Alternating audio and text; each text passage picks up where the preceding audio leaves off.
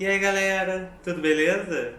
Gente, aqui é o Alexandre do canal O McGuffin e voltei a fazer os vídeos de nossas séries dedicadas a gêneros cinematográficos.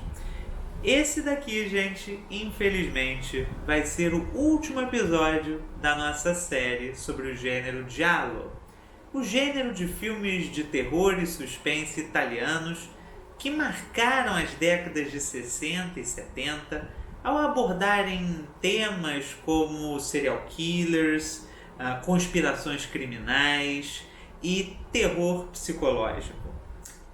Pois bem, gente, que melhor maneira de encerrar esta série do que falando sobre dois clássicos do grande mestre Dario Argento.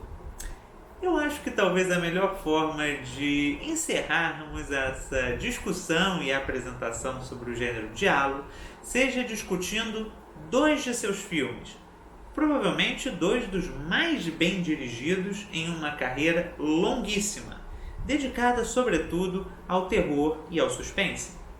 São eles Profondo Rosso, também chamado de Deep Red em inglês e Prelúdio para Matar em português, de 1975, e Tenebrae, de 1982. Gente, Profondo Rosso talvez seja o giallo seminal, aquele que seja o melhor filme para apresentar o gênero a alguém. Nele você tem todas as tópicas e clichês corriqueiros do gênero giallo. Um serial killer que ronda as ruas de Roma, atacando sobretudo mulheres. Um investigador amador, interpretado no filme pelo ator britânico David Hemmings, que ficou famoso ao fazer o filme Blow Up, de Michelangelo Antonioni. E, obviamente, a ideia de que o assassino procurado está agindo a partir de uma espécie de neuropatia muito intensa, baseada em uma psique fragmentada e obscena. Gente, o filme Profondo Rosso, por mais que seja um tanto quanto clichê na sua estrutura, se remetendo a diversos outros filmes do gênero giallo, é talvez um dos mais bem dirigidos do gênero. A fotografia é primorosa. As ruas de Roma, filmadas por Argento, possuem um ar onírico, como se toda a história fosse, na verdade, o produto de um sonho. Alguns temas corriqueiros na trama também o fazem destoar de outros filmes do gênero giallo. Argento gosta, nesse filme, de mostrar o lado perverso e assustador das crianças, e bem como o lado sombrio de brinquedos infantis, tornando-os incrivelmente assustadores em cada plano no qual eles aparecem. Outro detalhe importante desse filme é o fato de que a trilha sonora de Profondo Rosso é produzida pela banda italiana Goblin, que ficaria incrivelmente famosa nos anos 70 por produzir trilhas de filmes de terror, normalmente, utilizando sintetizadores. A banda Goblin acabaria fazendo a trilha do filme Madrugada dos Mortos, de George Romero, em 1978. Mas Profondo Rosso tem ainda um outro detalhe a lhe granjear, digamos, maior atenção do que outros filmes do gênero giallo. E é o fato de ser talvez o primeiro giallo no qual Argento discuta um pouco mais profundamente a questão de gênero. Argento foi criticado em toda a sua carreira e acusado, não sem considerável propriedade, de ser, na verdade, autor de um cinema que objetificava as mulheres, mostrando-as ora como psicopáticas, ora como meros objetos de cena, alvos de serial killers e assassinos. Nesse filme você tem a figura de algumas mulheres fortes, senhoras de si e ativas na trama. Uma das personagens principais do filme, por exemplo, é interpretada por Daria Nicolodi, que à época era esposa de Dario Argento e viria a ser mãe de sua filha, Asia Argento. No filme, Daria Nicolodi faz não mais a garota típica do gênero giallo, uma espécie de beldade que acompanha o protagonista enquanto ele realiza suas investigações. Nesse filme, ela faz uma jornalista feminista, que é tão importante quanto o protagonista para a resolução do mistério. Sem dizer que ela também possui um ar misterioso durante a trama, como se ela escondesse algo. Mas eu não vou dar spoilers de Profondo Rosso, até porque ele está disponível para ser assistido com legenda em português no YouTube. Então, todos vocês podem ter acesso a essa obra-prima do gênero giallo. Em 1975, ano do lançamento de Profondo Rosso, o gênero giallo estava chegando ao seu ápice, com dezenas de filmes sendo produzidos por diversos diretores como Sérgio Martino, Lúcio Fulci e Aldo Lado, e que se inseriam dentro das linhas gerais que o mesmo esboçava. Como eu falei, filmes que envolviam serial killers, patologias sexuais, conspirações criminosas e com detalhes estilísticos muito característicos, como o uso de cores vibrantes e diálogos irônicos. Além da estrutura do whodunit, que continuava norteando as tramas. Mas, em 1982, o grande mestre Dario Argento decide voltar ao gênero, quando ele já está entrando em ocaso e escasseiam filmes na Itália produzidos dentro desse estilo. Argento volta ao gênero como que para comentá-lo, produzindo o filme Tenebre. Tenebre, em italiano, quer dizer escuridão. E na trama, um autor de romances policiais de estilo giallo é chamado pela polícia para ajudá-los em uma investigação, porque aparentemente um serial killer ronda a cidade, matando mulheres, de acordo com histórias que o autor literário havia escrito, como se ele quisesse realizar materialmente as tramas que o autor já havia esboçado antes. O filme Tenebre possui alguns traços bem distintos de outros filmes do gênero giallo e, sobretudo, de outros filmes produzidos por Dario Argento. É incrivelmente bem dirigido, porém, a trama tende a desconstruir alguns dos clichês que o gênero giallo trazia. Primeiramente, o criminoso, que em muitos filmes giallo pode ser facilmente identificado, é nesse filme a pessoa que você menos espera. Segundo traço importante é o fato de que são inseridos personagens na trama que questionam o personagem do autor literário, que serve como uma espécie de alter ego do próprio Dario Argento, questionando sobre a misoginia e o machismo de suas obras literárias. Quase como se Argento estivesse fazendo um meia-culpa e admitindo que realmente os filmes que ele havia produzido dentro do gênero giallo poderiam ser apontados como falhos em diversos aspectos, no que tange a maneira como as mulheres eram retratadas. Outro detalhe importante na trama é o fato de que pela primeira vez num filme giallo, a polícia é eficiente. O detetive interpretado por Giuliano Gemma está longe de ser o bobalhão de outros filmes produzidos pelo próprio Argento, como o policial do filme O Pássaro das Plumas de Cristal. Nesse filme, Giuliano Gemma é sagaz, é astuto e talvez consiga ajudar a descobrir quem é o assassino. Eu falo talvez, porque eu não vou dar spoilers desse filme e acho que vocês devem buscar assisti-lo o quanto antes. Mas com uma ressalva, gente. Tentem assistir Tenebre depois de verem os outros filmes recomendados aqui no canal. o prazer de assistir Ténebre é muito maior quando você percebe quais clichês do gênero giallo e dos filmes do próprio Argento o diretor está querendo desconstruir.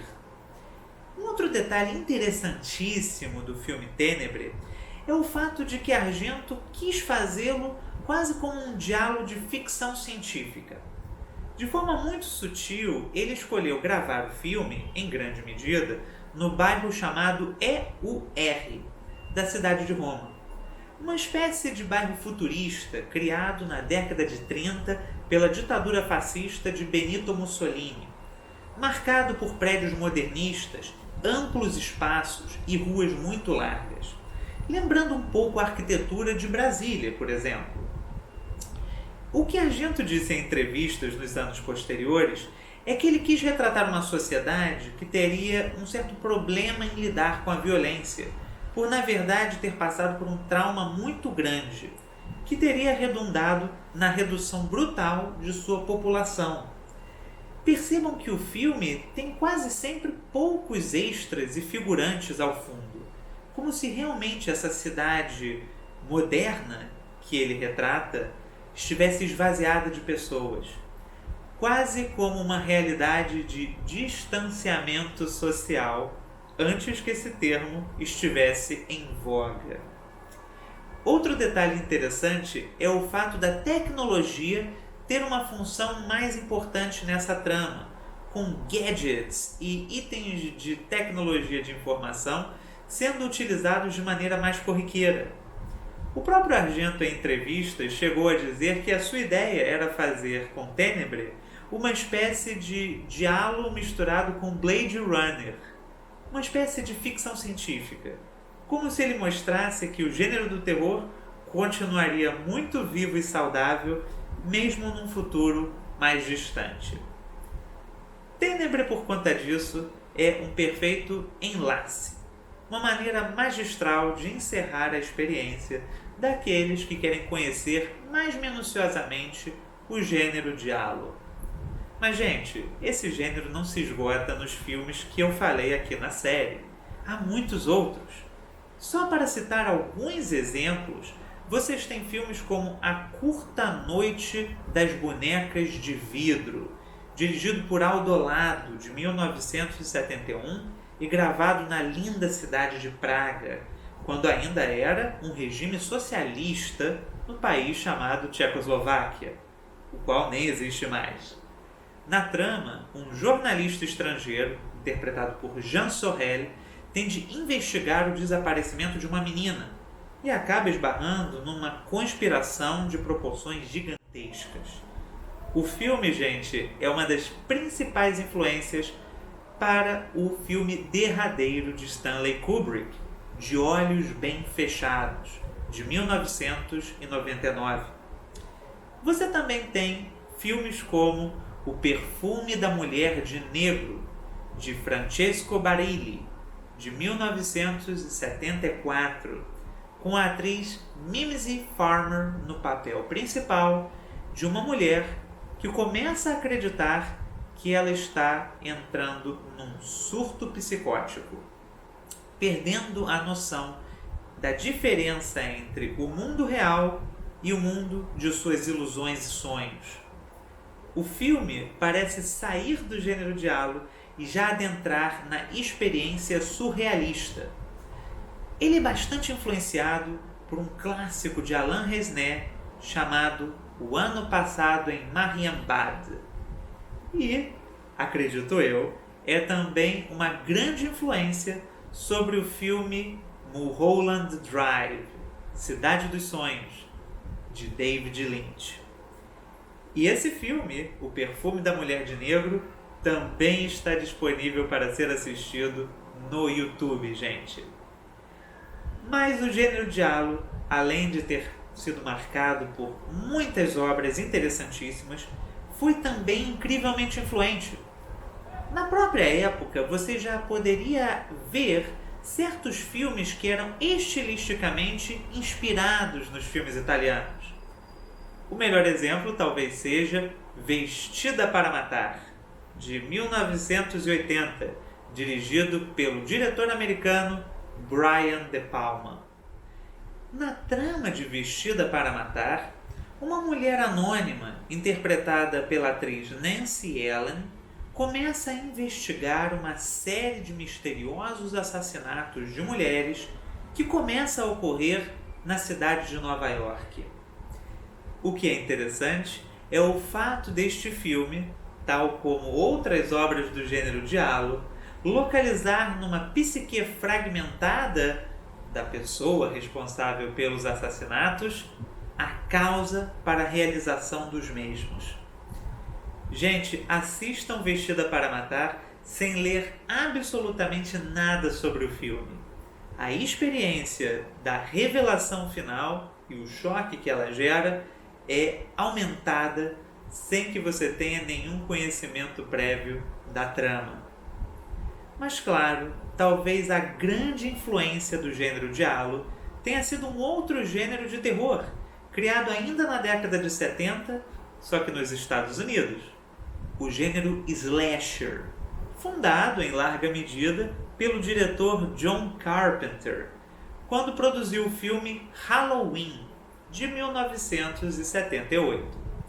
O gênero slasher é basicamente aquele gênero em que um assassino, por vezes humano, por vezes sobrenatural, mata adolescentes quando estes parecem quebrar certos códigos morais da sociedade norte-americana, sendo muito marcado por filmes como Sexta-feira 13, dirigido por Sean S. Cunningham, em 1980, e por diversas outras obras, como My Bloody Valentine, de 1979.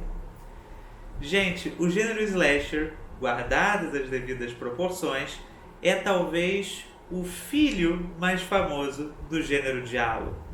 Saem de cena a ironia e o lado da investigação, que marcavam o gênero italiano, mas entram uma atenção maior concedida aos assassinos e também uma espécie de redução da faixa etária de suas vítimas, que deixam de ser homens e mulheres adultos para serem adolescentes.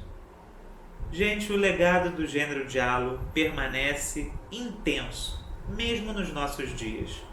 Quem quiser ver grandes homenagens a esse gênero, basta procurar o filme Giallo, de 2009, dirigido pelo grande mestre Dario Argento, com Adrien Brody no papel de um detetive que investiga a atuação de um serial killer de mulheres, apelidado de Giallo pela imprensa italiana.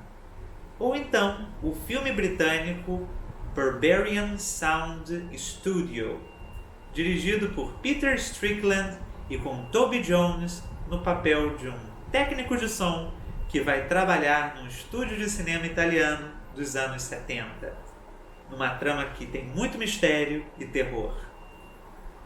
Gente, esse foi o último episódio da nossa série sobre gênero giallo.